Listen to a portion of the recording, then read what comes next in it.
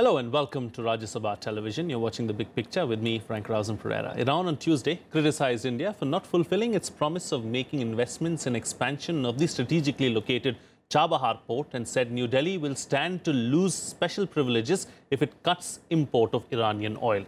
Iran's Deputy Ambassador, Massoud Rezvanian Rahaghi, said Iran will end the privileges being provided to India if it tries to source oil from countries like Saudi Arabia, Russia, Iraq, and the US and others to offset cuts in Iranian oil. Referring to US sanctions on oil import from Iran, Rahaghi said that his country has been a reliable energy partner for India and that Iran always follows a rationale pricing of oil, which ensures the interest of both consumers and suppliers.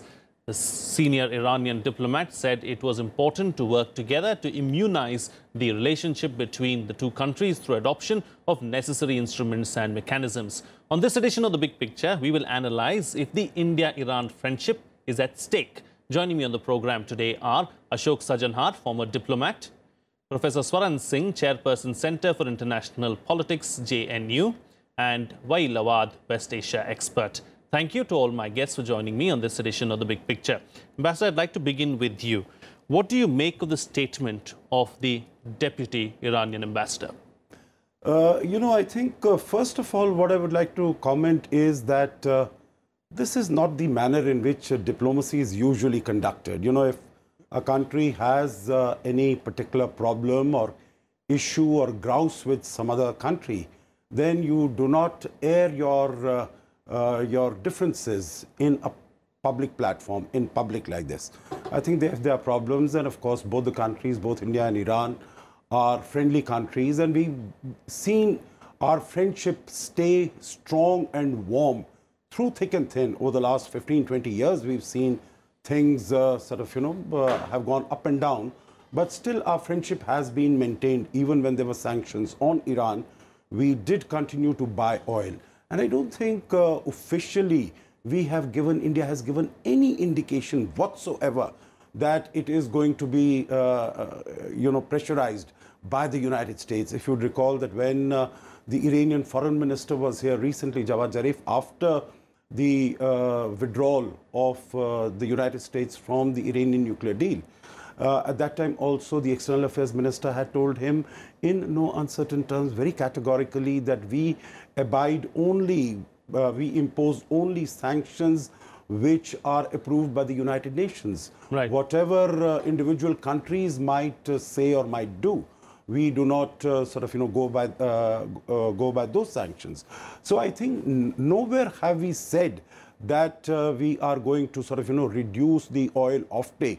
And if you were to look at what the performance, what is the offtake that we have been of Indian companies of oil from Iran, it has not come down in that sense. Because I was just looking at the figures in April this year, we imported about 666,000 barrels per day for the whole month of April. And that was continued for May, June, whatever. Because, one can, of course, say that the Indian refiners, they wanted to buy as much oil as possible from Iran before the sanctions start kicking in. But that notwithstanding, last year, it was in the range of about 450,000 barrels per day. Before that, in 2016, it was about 550,000. So our offtake of oil has been quite significant and has been increasing. Sure. As far as Chabahar also is concerned, we signed the tripartite agreement between India, Iran and Afghanistan in May 2016. And within 1.5 years, we were able to operationalize the first jetty at the Shahid Baheshti port in Chabahar. From 2.5 million tons, the haulage was increased, the capacity was increased to 8.5 million tons. And we have said that we are going to invest the additional $500 million that is required to construct the train track from Chabahar on to going through Zahedan on to the border of Afghanistan. So nowhere have we said that we are going to withdraw from that. So we stay true to our commitment. So I think this is, I would say, somewhat uncalled for comment. An uncalled for comment is what the ambassador is calling it. Wail Awad, What has prompted the deputy ambassador to make these comments? Is he under pressure from someone? No, I think in the total discussion where he was giving the picture of overall relation between India and Iran, I think he has a touch of many of the issues, because usually, yes, I agree with Ambassador Ashok in his analysis, but he's still a diplomat. He will give the diplomatic point of view of the total crisis or the total picture of India in this. But if we look at it from the angle of the Iran-India relationship, you know, let's remember that Iran and a natural extension of India's geography for civilization. So there is no question about the relation between the two countries, very strong, very strongly bonded. But if we see for the last 1 decade how much improvement, how much progress was done of signing the Chabahar project with India, and now I think it is going slow.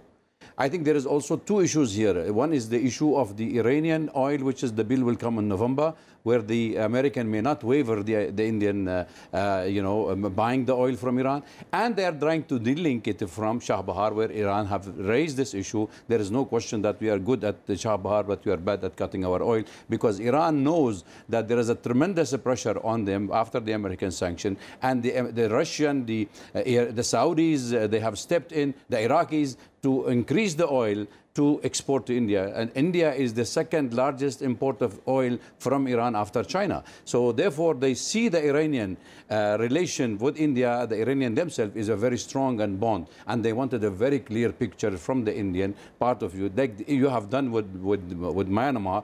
India was very adamant with the American administration when they told them in their faces, we are not going to cut relation with Myanmar. Why can't you say the same thing to the American now? There is a rift between the European and the American. There is a rift between the European and the American on Iran issue and on the war trade as well, with the Chinese, with the Russian. So I think India has to find its independent foreign policy in regards to Iran, irrespective of what the American might think and think about it, because it is a strategic link, and it is a vital for India to make sure that the supply of the Iranian oil is as sustainable and should not be interrupted by the American. If the American can talk to North Korea and give you the devil attitude of the outlook of the president himself, and suddenly he find him a very good friend within half an hour of meeting him, I think we have to see the foreign policy from your own interest. Okay, Ambassador, I know you're itching to come in on a comment. I'm just going to allow you, but before that, let me bring in Professor as well. You know, Professor, is the India-Iran friendship at stake, do you think?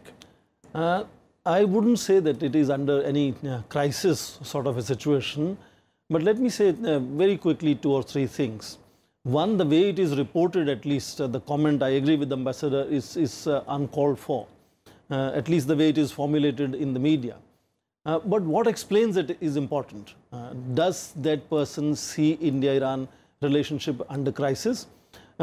3 things. One, I think the language used by American President and Pompeo, the Secretary of State now, is clearly harsh, and there is an anticipation nations will fall prey to that kind of pressure from United States.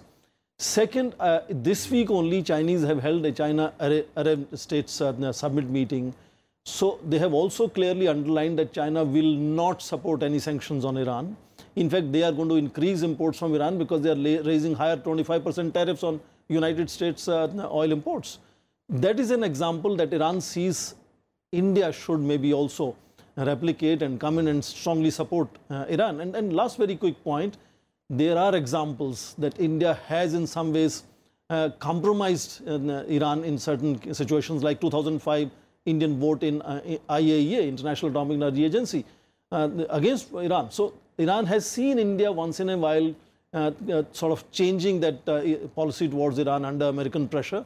And there are also reports that Indian government has indicated to at least state refineries, which are 60% of the total refining capacity of about 5 million barrels per day in India, to look at alternatives. Now, that is a dangerous kind of an indicator for Iranians. And it's much more psychological in that sense, because Iran is often seen as a second largest, now of course third largest supplier to India. And in that sense, I think there's a sense that maybe India would at some stage by 4th of November, as the deadline given to us now, might make a compromise somewhere. So it may not be substantive change in policy as such, but an indication of India falling in line with United States somewhere. I think that is something which is much important in terms of sending a political signal, especially when you have China, which is giving a counter signal of standing with Iran on these issues. So that, I think, may have kind of prompted the diplomat to sort of go across a little red line in saying, you know, some privileges would be sort of withdrawn. I think that's a little harsh way of speaking to a host country where you are posted. Indeed. You know, talking about privileges, Ambassador, what are the privileges that India enjoys really when it comes to Iran? Yeah, that is a question that I would also like to pose to the Iranian diplomat. What exactly are the privileges that we are getting? Because it might be that we get a credit of about 30 days from other suppliers, and maybe we get credit for about 60 days from Iranians. But that is because Iran at that time had its back to the wall. There were sanctions on it, and it was not able to export to any other country. So if it gave these better terms and maybe some rebate in shipping or something else. But and maybe also dealing with rupee directly and not dollars. Yeah, that was an arrangement that was worked out, that 40% would be given through either any European bank and about 60% would be kept here, which would be utilized either for export or it would be settled whenever things became better, which it was done in 2016 when sanctions were lifted. Then that account was settled. So maybe that was the sort of special privileges, but that was a situation that met the needs and requirements of both sides. It is not, it is, after all, going forward, India is going to be the largest market for energy resources for the next 10, 20, 30 years. So if there are countries in the market, then they are also looking for assured markets for their own supplies. And in that sense, India has always proven to be a very good destination for this energy. And at the end of the day, it's a competitive market, so why not we too look for better sellers? No, absolutely. But of course, so we are not letting go of our relationship with Iran, because as we know, it is about 10 to 12% of our energy requirements that we have. We had a little bit of a problem with them, a little bit of disagreement with them also on the Farsad B gas field. And that was one of the reasons why our imports in 2017-18 came down a little bit as compared to the previous year. So there are some commentators and analysts who are suggesting that that took place because of the pressure from America, but that is not truly the case. Actually, that took place because there was a disagreement that is close to being sorted out now, so our imports have increased. But if you permit me, Frank, you know, I just wanted to make one or two very brief comments on the discussion we've had earlier. One is on Chabahar. You know, we started talking about Chabahar in early 2000s, you know, 2003, that we'll start working on it, we'll start building it. Now, if you see, really all the work that has been done on it has happened after 2016, after the tripartite agreement that was signed between the three countries, between Iran, Afghanistan and India. So it is, I don't think you can point a finger, Iran cannot really point a finger at India that it is going slow. It is actually in our own interest, in our own strategic interest, that we have to complete Chabahar as quickly as possible, because we have started supplying wheat. There have been several consignments that have gone to Afghanistan. So our direct access to Afghanistan as well as to Central Asia is through Chabahar. Yeah. And also for the international North-South transport corridor, which is so very important and so very vital as far as this is concerned. As far as the oil offtake is concerned, as I have said, in terms of the quantities that are being lifted from Iran, we do not see anything that has, in terms of quantum, that it has come down.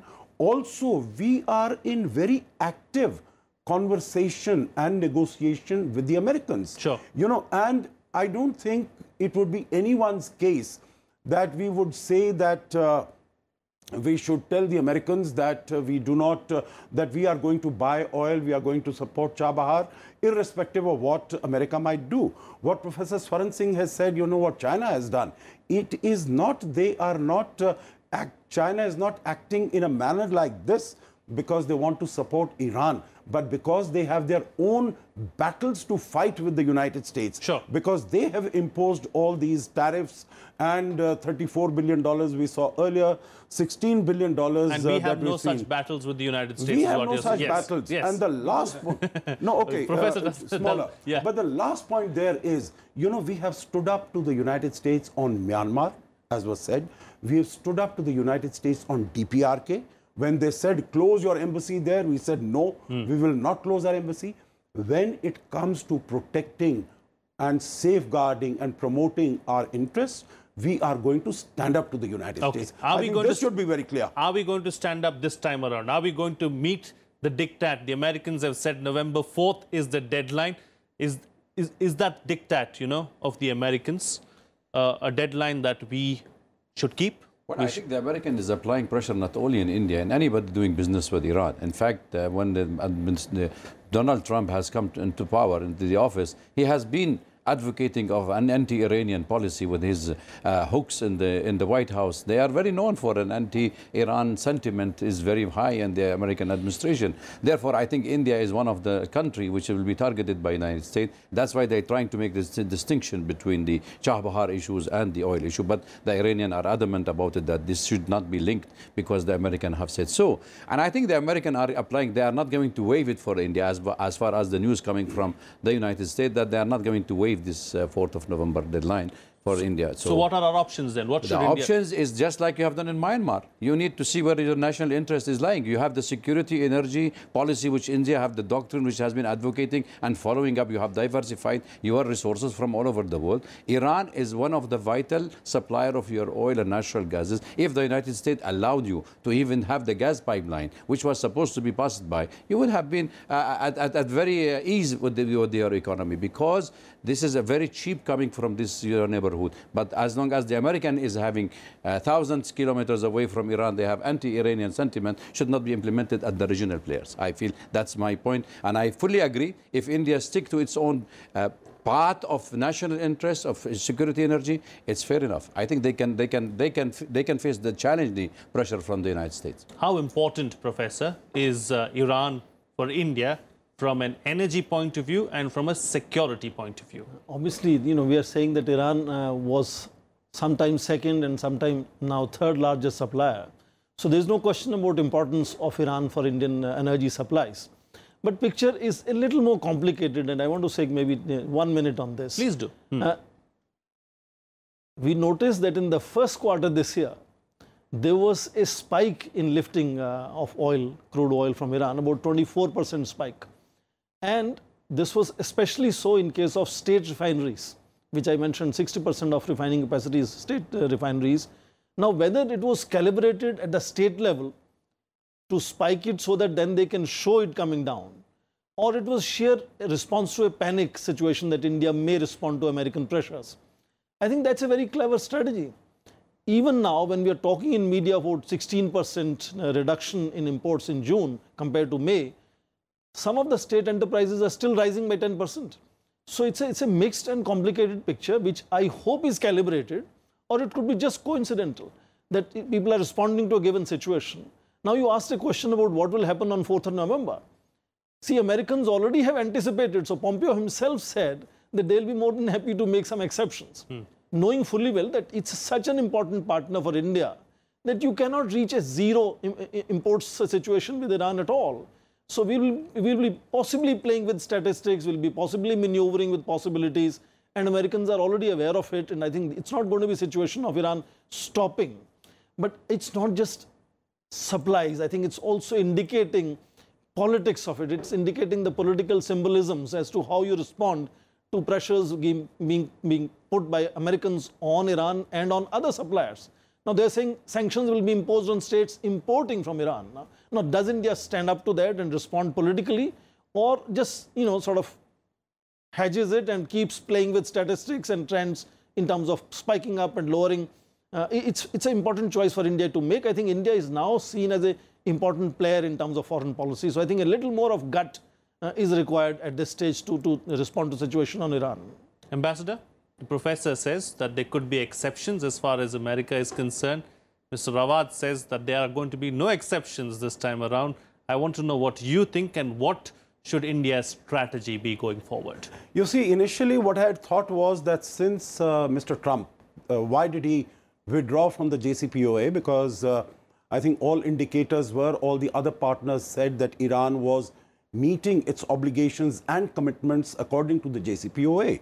And even the IAEA had also said that, except that Mr. Trump said, you know, deal is not good enough because it doesn't cover the missile testing, it doesn't cover the activities of Iran in Syria and some of the other places in West Asia, in the Middle East. So all that also needs to be introduced there. And this was, of course, very, very unreasonable because the agreement, JCPOA, was not designed to deal with those issues. That having been said, he did withdraw from there. And at that time, his stated, in my view, his stated objective was getting a change in the regime, because we'd also seen end of last year and beginning of this year that there were huge protests and demonstrations in a large number of cities and towns, whether it was... Is that the ultimate goal? That, in my view, was the ultimate goal. And that is what I thought, that he is not going to relent because he will like to apply the maximum pressure. But I think as far as right now, what I see the indications are, there is a delegation that is coming to India on the 16th and 17th of this month to discuss about this issue. And I think what we were able to get last time in terms of a waiver, in terms of a carve-out exception for India, that, you know, it's impossible, number one, to get to a zero figure on November 4. And it is not as if the whole world, after all, Iran produces about 2.7 million barrels a day. Right. Can we sort of, you know, can the production, whether by Saudi Arabia, Russia, United States, can they increase their production to meet that shortfall? It is not possible. Even OPEC has said only 1 million barrels per day they are going to increase on that. So even that, and what is the impact this uncertainty in oil prices is going to have on the world economy? On India per se, you know, fiscal deficit, current account deficit, inflation and all that sort of things. So I think that we will be able to negotiate something with the United States, as in the past, that there is going to be a significant reduction, not coming to zero, but about, let's say, 20% reduction over next 6 months. Okay. That is something that we will be able to live with. I think Iran will also be able to live with, and the United States also we should be in a position to persuade them to live with that. Okay. Awad, what's at stake for India, Iran, and the region in the near future? Well, I think, see, we have to see the American policy toward the region. What it has been followed by the previous administration, and the chronology of the American is a regime change. It's a regime change policy, which we have seen Trump coming to office and saying that this policy had failed and we are not going to continue with the same. But when it comes to Iran, we can see that the Israelis' influence on Trump is very much on the high, because they feel the anti-Israeli sentiment in Iran against the Israeli policy in the region have created something which is known as the crescent from Iran, Iraq, Syria, Lebanon, that anti-American sentiment in the region. While we can see the Israelis, the Saudis, the Egyptians are coming in the fold of the United States against this against the Iranian policy in the region. So therefore, it's not the question of the Iranian nuclear issue which comes here, because Iran, even if you listen to any of the IEA or any nuclear expert, permanently they are unable to develop any nuclear weapon, because according to the agreement they have reached. A.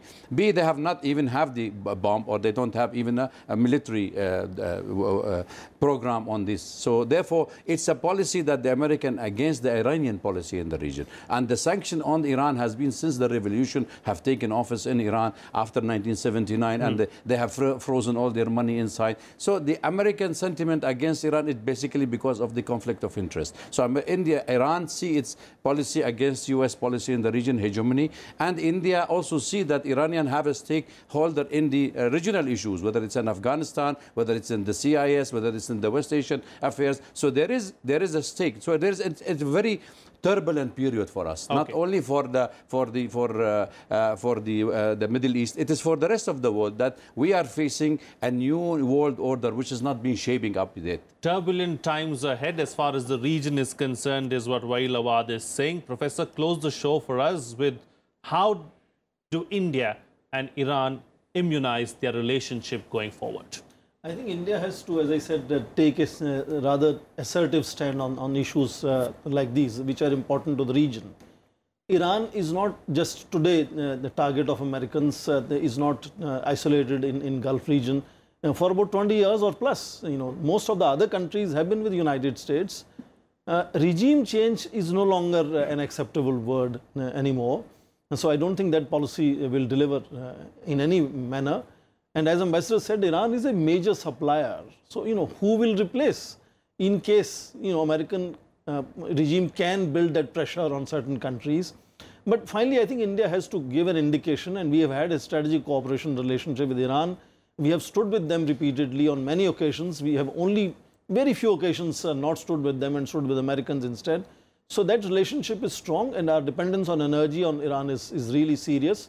So I assume that we will continue to maneuver between two sides over a period of time, but I am assuming a little more assertion that we have done so far. Okay, all right. I'm joined by my colleague Akhilesh Suman on the phone line now. There is some latest development as far as India-Iran ties are concerned. Over to you, Akhilesh. Yeah, actually, we were in touch with the ambassador, the charge d'affaires of Iran since morning, and we were asking clarifications from him, Frank. And just now he has issued a statement sent to me also. The statement is very interesting. While yesterday it was also a written statement, in that you see that what you are discussing. But today the tone has changed, and he has clarified that I was misquoted. And he is telling in his statement today that coercive literature has never had a place in the history of Iran and India relations and their dialogues. So he is telling that it was not. But the next line is very interesting. He is telling that Iran understands the difficulties of India in dealing with the unstable energy market. And it has done and will do so its best to ensure security of oil supply to India through offering various flexibility measures which facilitates our bilateral trade, in particular Indian export to Iran. Okay. So he is telling, and the last line I am telling for you, he is telling that India is a sovereign nation and taking into account many criteria, including its friendly relations with supplier countries, market factors, geopolitical and geo-economic considerations, and potentials and reliability of the oil suppliers chooses its energy partner. So today the whole tone is changed. Okay, Akhilesh Suman, thank you for joining me on the phone line and sharing that input and that update with us very quickly from all three of my guests. I've got 1 minute left on the program, so I'm going to ask you to be very brief. Your reaction, Ambassador, on that bit of information coming in? I think he has exactly what we have been discussing, that this is not the way in which diplomacy is to be conducted. And I am very happy that he has, before more damage could be done as far as others who are less attuned to how things work between countries, he has withdrawn his statement and he has said that there is... I think it shows that the relation between the two countries is beyond any personality on any issues, because it goes back in history, and we have to foster this relation in the near future as well. Professor. I think increasingly United States stands isolated, and if you can see on the nuclear deal itself, other 5 nations stand together and with Iran. So I don't think the pressures that are being built will really deliver on Iran this time. All right. On that note then, we'll call it a wrap on this edition of The Big Picture. Thank you to all my guests for joining me on the program and putting things into perspective for us. That's it from me. See you again next time.